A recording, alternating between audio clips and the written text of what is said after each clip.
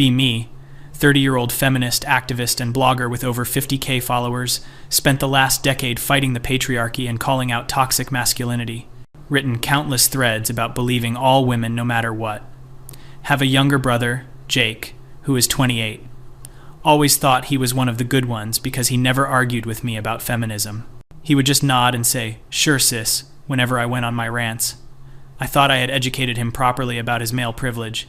Jake is an engineer, makes good money, has his own apartment, always been quiet, keeps to himself, has a small circle of friends, never married, rarely dates, mostly focuses on his career and hobbies, used to bug him about settling down and finding a good woman. He would just shrug and say he is happy with his life as it is. Thought he was just scared of commitment like most men. One day get a frantic call from Mom. Jake has been arrested. My first thought is maybe a DUI or something minor. Mom is crying, saying a woman accused him of assault. I feel my stomach drop, but immediately my feminist brain kicks in. Think to myself that statistically false accusations are rare. Remind myself that I have always said we must believe women. Feel conflicted because this is my brother, but also my principles. Decide to wait and see what the facts are. Jake gets released on bail, comes to stay with our parents. He looks destroyed, lost 20 pounds, dark circles under eyes. Tells us this woman Emily was someone he went on 2 dates with 3 months ago. Said the dates were fine, but there was no chemistry. He politely told her he did not see it going anywhere. She seemed upset, but he thought that was the end of it. Now she is claiming he assaulted her after their second date. Jake swears nothing happened. He dropped her off at her place and went home. Has receipts, text messages, everything showing she was fine after. She even texted him the next day, asking when they could meet again. He showed us the messages where he politely declined. She got angry, called him names, said no one rejects her. Then nothing for 3 months until the police showed up. Sitting there looking at the evidence and my brother's face. He has never lied to me in his entire life. We were close as kids. He was always the honest one. But my ideology is screaming at me that women do not lie about this. Find myself in a mental war between family and feminism. Decide to publicly stay neutral, which Jake seems to understand. He does not ask me to post about it or defend him. Just asks me to be there for him emotionally. His case starts getting attention because Emily goes to the media. She does interviews, posts on social media, starts a whole campaign, talking about how the system protects men like my brother, how she is so brave for coming forward, watching her rack up supporters and donations for her trauma, see my own followers sharing her story. Some of them tag me, asking if this is my brother. I do not respond because I do not know what to say. Jake's lawyer gets more evidence. Turns out Emily has done this before to 2 other men. Both cases were dropped due to lack of evidence. One guy lost his job anyway. The other had to move cities. Lawyer also finds out Emily was catfishing multiple men at the same time. She had a pattern of getting angry when rejected. Bring this up to some of my feminist friends privately. They tell me that past behavior does not matter, that bringing up her history is victim blaming. One friend says even if Jake is innocent, this conversation helps all abusers feel like I am losing my mind. Watch as Jake loses his job because his company does not want the bad press. He worked there for 6 years, had great reviews, was up for promotion, gone in one meeting with HR. His friends start distancing themselves. Some publicly post support for Emily without knowing the full story. Jake stops leaving the house, barely eats, just stares at walls. Mom is crying every day. Dad looks like he aged 10 years. Meanwhile, Emily is thriving on social media. She has a GoFundMe that raised over 40K, doing podcasts about survivorship and bravery, writing articles about how society silences women. Every time I see her face, I feel rage but also cognitive dissonance. My whole ideology says I should support her. But I know my brother. I have seen the evidence. Start quietly looking into false accusations for the first time ever. Always dismiss them as MRA talking points before. Find out they are more common than I thought. Find stories of men who lost everything. Feel sick reading them because I have mocked these men online. Told them they were probably guilty anyway. Said that false accusations were a small price to pay for women's safety. Actually tweeted once that I would rather 10 innocent men go to jail than 1 guilty man go free. That tweet has 15K likes, still on my profile. Look at it now and feel like I do not recognize the person who wrote it. Jake's trial date gets set. He has to sell his car to pay legal fees. The public defender was useless, so he hired a real lawyer. Cost him his entire savings plus money from our parents. Emily's lawyer is working pro bono because of the publicity. She has victim advocacy groups supporting her. Jake has us and his lawyer, that is it. One of his old friends actually starts a small fundraiser for his legal costs. Gets attacked online for supporting an accused abuser. The fundraiser gets reported and taken down. His friend apologizes to Jake but says he cannot help anymore. Jake just nods like he expected it. Notice that Jake has become very quiet and detached. He does not talk about the future anymore. He does not make plans or have hope in his voice. Just goes through the motions of preparing for trial. Catch him one night just sitting in the dark. Ask him if he is okay. He laughs this hollow laugh and says, "Does it matter?" Tell him, "Of course it matters. We are going to fight this." He looks at me with these empty eyes. Says, "Even if I win, I have already lost everything." Says, "My name is ruined. My career is over. My friends are gone." Says, "And you know what the worst part is?" I ask what. He says, "The worst part is that you hesitated. Feel like he punched me in the stomach." He says, "You're my sister and even you were not sure." Try to stammer out a response. He holds up his hand and says, "It's okay, I understand." Says, "Your ideology is more important than family. I get it." Leaves the room and I just sit there feeling like garbage. Spend all night thinking about what he said. Realize he is right. I did hesitate. I chose my political beliefs over my own brother. Start thinking about all the men I have publicly condemned. All the times I said, "Believe women without question."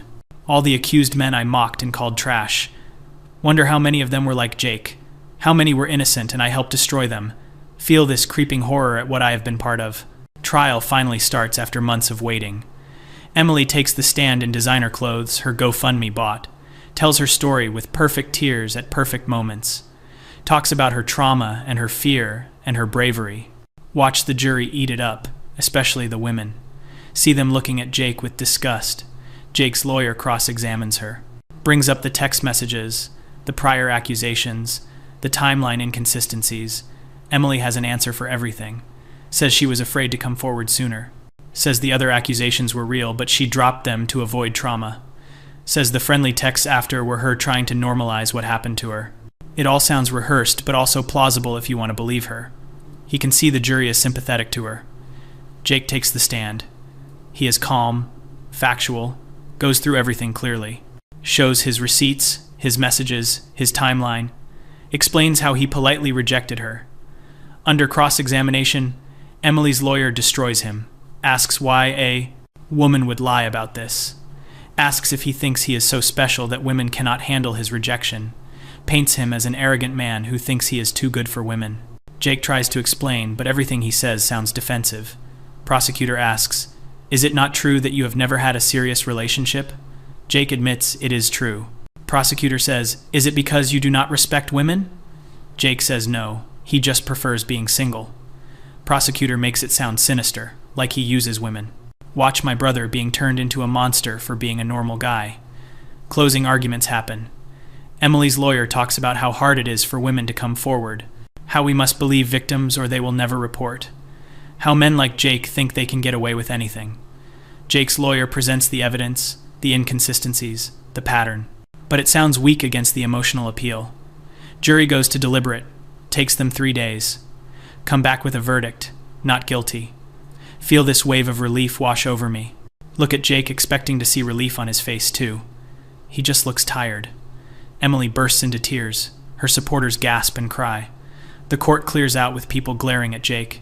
Outside the courthouse, Emily does a press conference. Says the system failed her. Says this proves women are not believed. Says she will continue to speak her truth. Her supporters rally around her, trending hashtags, more donations. Jake just gets in the car and goes home. No celebration, no relief, just exhaustion. Think it is over now. That Jake can rebuild his life. So fucking wrong. The not guilty verdict means nothing to public opinion. Articles come out about how the justice system fails victims. Emily becomes a bigger activist than ever. Gets book deals, speaking engagements, becomes a professional victim. Jake cannot find work because his name is permanently linked to the case. Every Google search shows the accusation first. Acquittal buried. He applies to dozens of jobs. Gets no callbacks. Even interviews with smaller companies end when they look him up. His old friends never come back. Women on dating apps recognize his name and unmatch or send hateful messages. He ends up having to move to a different state and change careers entirely. He takes a job doing manual labor under a supervisor who does not care about his past and makes a third of what he used to make. Lives in a tiny studio apartment in a bad part of town. All his savings gone, his reputation gone, his future gone, and Emily is on talk shows discussing her advocacy work. Watching all this happen breaks something in me. Finally really understand what men have been trying to tell us. That an accusation alone is enough to destroy a life. That believe all women means guilty until proven innocent, and still guilty after. That due process matters, because human beings lie sometimes regardless of gender. Start looking at my past activism with horror. All the men I helped condemn without evidence. All the times I said their lives did not matter compared to believing women. That tweet about preferring innocent men in jail haunts me. Try to talk to my feminist friends about what happened. They tell me Jake is probably guilty anyway since most abusers go free. Say that even if he is innocent, centering men's experiences helps the patriarchy. One tells me I am being brainwashed by male victimhood narratives. Another says I am a traitor to women for doubting Emily. Get vague posted about in feminist circles. Some of my followers start dropping off when I stop posting my usual content. Realize I have to choose between my ideology and reality, between my community and my integrity. Decide to write a blog post about what happened. Spend weeks writing and rewriting it. Finally post it, explaining everything. The evidence, the aftermath, what I learned. Title it, I was wrong about false accusations. The backlash is immediate and nuclear. Former friends call me a rape apologist. Get accused of being paid off by men's rights activists. Death threats in my DMs from people who claim to fight for justice. Lose thousands of followers in days. Now get doxxed. My employer gets harassed. I nearly lose my job. Other feminists write response pieces about how I am setting the movement back. Emily herself posts about me, does not name me but clearly subtweets, talks about how even women betray victims. Her followers find me and make my life hell, but also get messages from men, thanking me for speaking up, sharing their own stories of false accusations. Stories that break my heart because I know they are telling the truth. One guy tells me his story, and I realize I actually tweeted about his case. I called him a rapist who deserved prison. He was later proven innocent through video evidence. To try to apologize, but he has blocked me. Do not blame him. Sit with the weight of the damage I have caused. All the men whose lives I helped ruin from my keyboard. All the times I valued ideology over truth. Jake and I talk more now. He has accepted his new life, but I can see he is not the same person. The light is gone from his eyes. He does not trust people anymore. He definitely does not date or even try. Works his labor job, goes home, plays video games, sleeps, repeat. Tells me he understands why men are going their own way now.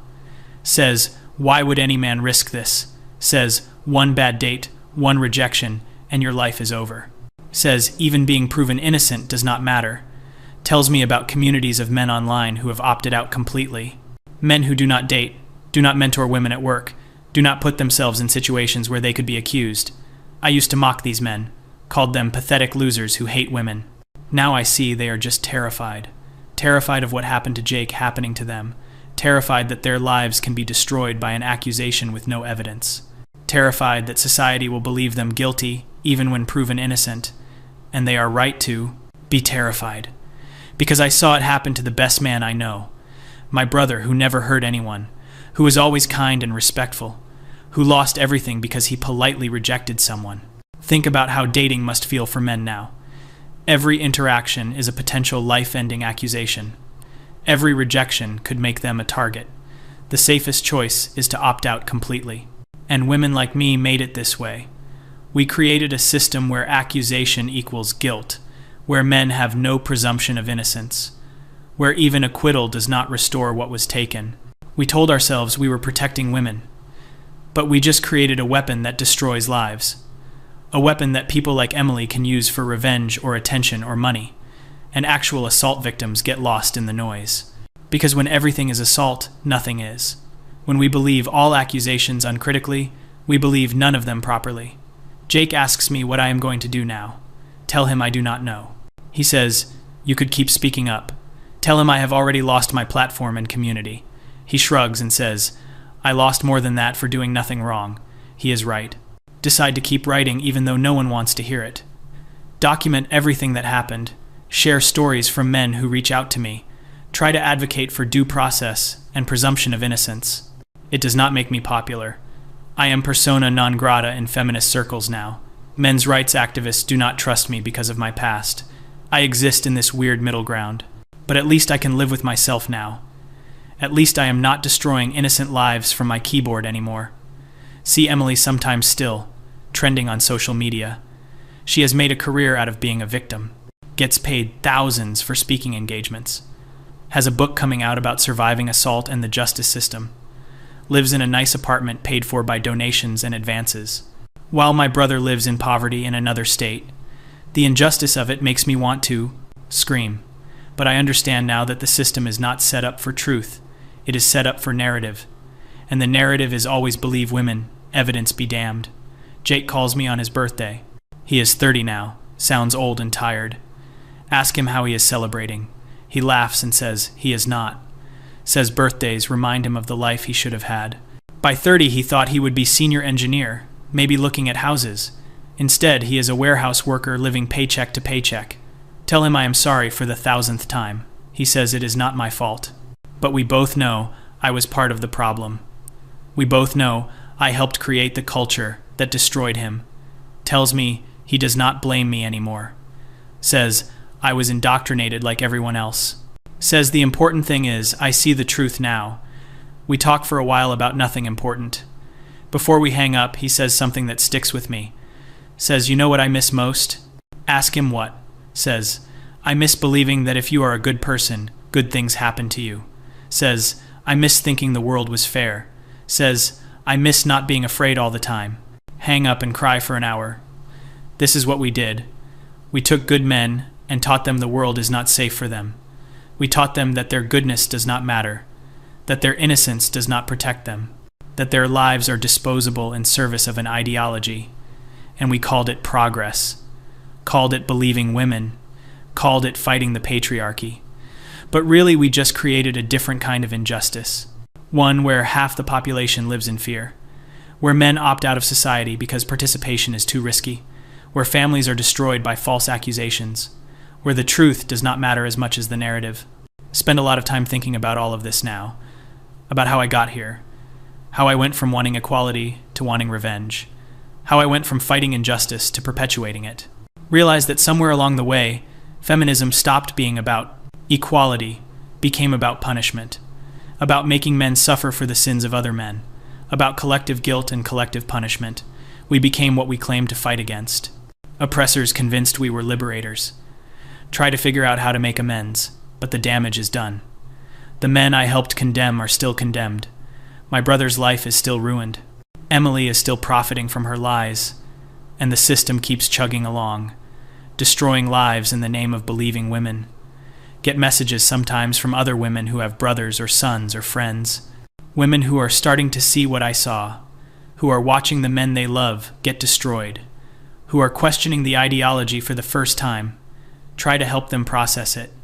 Tell them what I learned, that truth matters more than narrative, that due process protects everyone, that men are human beings who deserve fairness, that we can support assault victims without destroying the innocent. Some of them get it. Some call me a traitor and block me. The ones who get it usually got there through pain, through watching someone they love suffer. Funny how personal experience destroys ideology, how abstract principles crumble when facing real consequences.